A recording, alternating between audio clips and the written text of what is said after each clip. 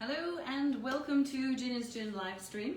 I'm Ginny, and along with my husband Rob and our dearest friends Amy and Jeff Close, we founded Ginny's Gin a few years back, and we've been shaking and stirring things up ever since.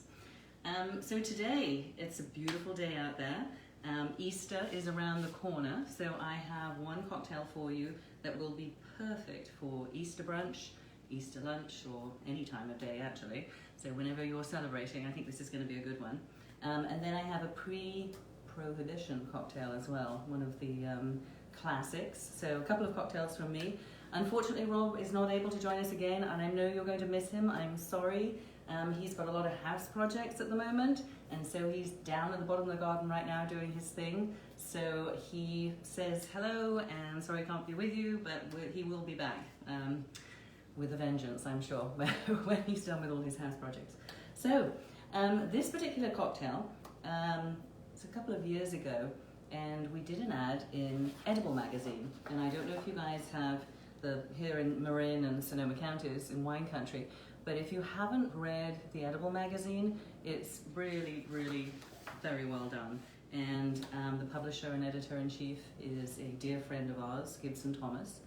And she does a great job, and she really supports all the local producers here, and so we supported her with an ad, and I turned to the bar manager at Ramen Gaijin in Sebastopol. His name is Matthew Berger, and I charged him with coming up with an Easter cocktail, and he did a splendid job. And so I'm excited to share that with you, even though it's a little later, but he created this cocktail, and not only does it look great, but it's actually perfect for your Easter celebration. It's got all the right elements. So make sure that you look out for Edible, Marin and Wine Country, for those of you in Marin and Wine Country.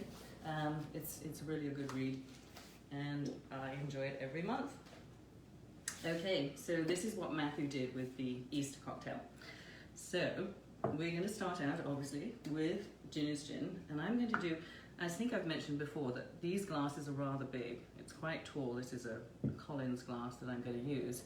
So I'm going to go a little, heavy on the on the gin and everything else. So I'm going to do 3 ounces of Ginny's Gin, which has been in the freezer actually. We're keeping it nice and cold.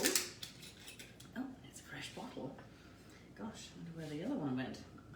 Okay, so 3 ounces. There's 2 and 1.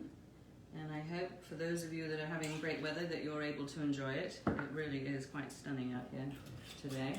And I can't believe that it's nearly April. We have one child that is back to school just 2 days a week for the moment. And I think he's passed out downstairs because going back after not having been in school for a whole year, I think it's taken it out of him. Anyway, so he's back 2 days a week, and then after the Easter break, mid-April, he'll be back full time. So I hope your kids are all getting back to school as well, and I hope you're all getting vaccinated, and things are starting to open up. And this wonderful bar manager, Matthew, he creates these wonderful cocktails. But I've noticed that now, as the restaurants and bars are opening up, we have got quite a few cocktails on the list in quite a few places. So thank you to all our local supporters, and be sure when you do go to a bar in Marin, Sonoma, Napa, those areas, to be sure to ask for Ginny's Gin, and if they don't have it, ask them why. All right, so we got the gin. Now, the kumquat. Do you remember we were talking about the kumquat and how it's in season right now? And this is such a wonderful seasonal cocktail, obviously. So Matthew made a kumquat cordial. And I think you remember that I did this kumquat and ginger simple syrup. And I extracted the kumquat and the ginger. So I'm going to use that. So he used just kumquat, but I've got ginger in mine as well. So I'm going to do 1.5 ounces of the kumquat simple syrup, ginger cordial. 1.5, I think that's, well, let's put it down, there we go. There's that. Great flavors, such a great color as well. And if you don't have kumquats or anything like that, if you just want to use some other citrus that you have, then that's perfectly fine as well, okay? Now I'm going to do 1.5 ounces of fresh lemon juice. And as you know, we always cut off the ends. That helps to extract the juice, and then we cut it in half. So we end up with this. We use our little lemon squeezer, and I'm going to do 1.5 of the fresh lemon juice. It's quite juicy, but I am going to need the other part as well. So there we go. Yeah, the citrus is just so great right now. A bit more. Do the other side as well. Okay, so there's that, and I'm going to strain that because there's a little pip in there. So that's 1.5 of the freshly squeezed lemon juice. There we go. And then, sorry, my fingers. We're going to do 1 ounce of heavy cream and 1 ounce of egg white. So I measured it out, but pretty much an egg white is generally about 1 ounce. So I've got my egg white already ready to go, already done. Didn't want to be doing that in front of you. And 1 ounce of the heavy cream. We use local producers, obviously. 1 ounce. There we go. So this is very heavy on the protein, which, you know, I mean, it could almost be a breakfast in itself. And we're calling this the breakfast of champions, because you really wouldn't need anything else, especially when you see what the garnish is. Okay, so I think I have everything in there now. What I'm going to do, and we've talked about this before, is I'm going to dry shake it first. I'm going to give it a good old shake, really make sure that everything's, you know, brought together, it's all emulsified, and then I'm going to add ice, and then I'm going to shake again. So we do the dry shake, and then we shake with ice. So, my lid, make sure you give it a really good, because you want that nice froth, obviously, and we want to really incorporate all the ingredients together. So, nice big shake. Yeah, I mean, this is great for brunch. You really wouldn't need anything else. I think you've got your eggs, and then my garnish is I'm going to add some bacon. So you've got your eggs, your bacon, you've got some cream in there. You've got the citrus, and a little ginger too. Okay, I think I'm nearly there with the dry shake. Let's see. Yep, okay, there's the dry shake. Now I am going to add the ice and do the same. All right.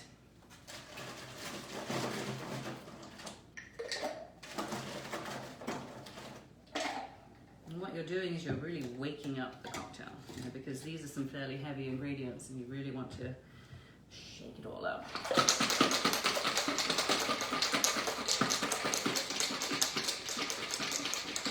My arm's jiggling.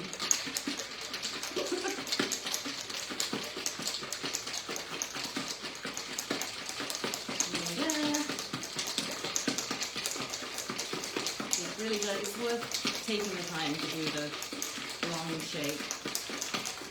Okay, now I'm going to add ice to the glass. I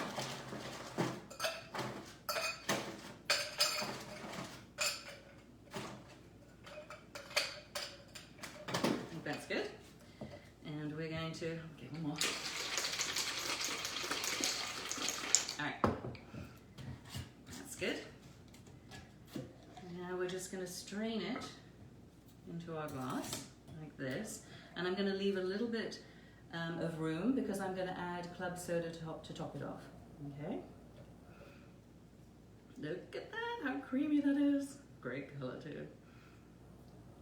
I'm looking forward to this one. Well, actually I look forward to all of them, but this looks particularly good. Okay, so top it off with a little, see, nice froth. Look at the nice froth on there. You see the froth? And we're going to add even more froth to it. Let's see here. There we go. Okay, so there's your club soda on top. So, as I said, we're going to add some bacon. All right, and we're going to add a little orange as well. And what I did here is I just, I took the orange and I peeled it, and then I made a, I sort of trimmed off the sides and made a rectangle, and then I sort of feathered it like this. I don't know if you can see that. Can you see that? There we go. Sort of looks like fingers or a feather. And I'm just going to pop that in there like that. And that is the breakfast of champions. So lots of fun stuff in there, and as I say, I'm looking forward to drinking that. The second cocktail that I'm going to do is a pre-prohibition cocktail. It's called The Last Word, and evidently it was on the menu in 1916 at the Detroit Athletic Club, and it was on the menu for 35 cents, and it made it the most expensive cocktail on their cocktail list. So 35 cents, could you imagine walking into a bar and getting the most expensive cocktail for 35 cents? I wonder what that's worth today. It's probably like $8 or $9, something like that. Anyway, if anybody wants to look that up, what is 35 cents in 1916 in today's prices? So it's a really simple cocktail. You know, it does have this, obviously, this history that it goes back, you know, before Prohibition, which was obviously between 1920 and 1933. I think it sort of fell out of favor for a while, but then with the, you know, in the 2000s, you know, the whole cocktail scene started coming back, and I think it was sort of reinvented, and people started enjoying it again. The thing about this cocktail is, as I say, there's only 4 ingredients, but it's balanced, but there's a little bit of everything. You know, there's a little bit of sour, there's a little bit of sweet. It's kind of tangy. It's a really good palate cleanser. So it is actually a cocktail that you can have, you know, a cocktail hour before, you know, going into dinner. It's a little pungent. So I'm going to tell you a little bit about the different ingredients that go into it, and why it sort of ends up being this sort of tangy thing. All right, so I'm going to use this glass for this one, and we're going to start out with, so it's equal parts. So we're going to do an ounce of each of them. So you could do 1/2 ounce of each, 3/4 ounce, but as long as they're all equal parts, I'm just going to go with an ounce each. So, ounce first of Ginny's gin. There we go. Because we always have to start with the gin, right? There's the ounce of gin. You know, some recipes with The Last Word, they sometimes call for a little more of the gin than the other ingredients. I'm going to go with the actual recipe, the classic recipe. But, you know, in terms of sales, you can always put in more gin if you like. 1 ounce of gin. And then we're going to do 1 ounce of lime, freshly squeezed lime. And I'm going to get my lime squeezer out. Ta-da! Okay. And we're going to do 1 ounce of the lime. I don't know if I'll get it all out of 1/2 of lime. I'm going to go with a little bit more, not quite there. There we go. You know, this is always dependent on how juicy the limes or the lemons are, right? Okay. There's my ounce of lime. It's a great colour, this one too. Okay, next we're going to do the Luxardo, which is from Italy, and I'm going to put my glasses on for this, if I have my glasses anywhere. No, I don't. Oh, there they are. Wow. Managed to remember my glasses. Excellent. Okay, so the maraschino is made according to the original recipe in the possession of the Luxardo family since 1821. So that's been going for a while, huh? I feel very fledgling. Wow, that's crazy, isn't it? So an ounce of this. So this is an Italian product. And a very secret recipe, evidently. There we go. And then the chartreuse. So the chartreuse is kind of fun as well, and I'm actually going to put my glasses back on for that. So chartreuse is made in France. I'll just read it. Chartreuse is made only by Carthusian monks of La Grande Chartreuse near Grenoble, France. Chartreuse today is still made from 130 alpine herbs, according to an ancient 1605 formula. Wow, we're so young in America, aren't we? The secret method of preparation is shared by 3 Carthusian brothers and is protected by vows of silence. Blimey, okay. Yeah, so there's 130 herbs in here, and it is, you know, it's quite, it's fairly pungent, you know, and I think it works well with all of these. Some people like it just over ice or with soda, but in this particular cocktail, it really makes everything super balanced. So we're going to do an ounce of this. And you know, Grenoble is in the mountains, so it comes from a pretty fabulous place. Look at that color. Okay. And you know, I think that try it if you want to. If you want to do a pre-prohibition cocktail, the thing about these things is that when you do buy these products and maybe you're only making it for yourself and one other or what have you, it can be rather expensive. So you know, let's wait until we can all gather again and you can make it for a bunch of people. All right, so that's my 4, right? 1, 2, 3, 4. So all I'm going to do is I'm going to shake it well with ice, and then I'm going to strain it into this pretty coupe here, and I'm going to add a maraschino cherry.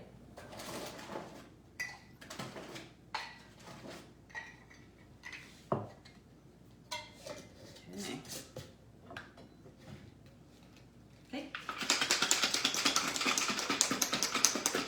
Actually, you could order it in a bar. That might be the better way to do it. And then see if you like it, rather than investing in some of these products. As long as the bartender makes it properly, which I'm sure they will. Okay, there it is. And we'll strain that into the coupe.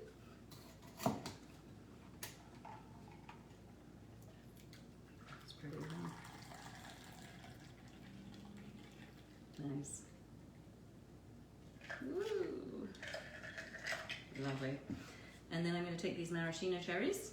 They're the Luxardo also, so we've got 2 products by Luxardo. I should be getting more ads from them or something. Boy. Okay, so let's get one of these out. Ta-da. And I'm just going to push that on there. Like that. Check it out.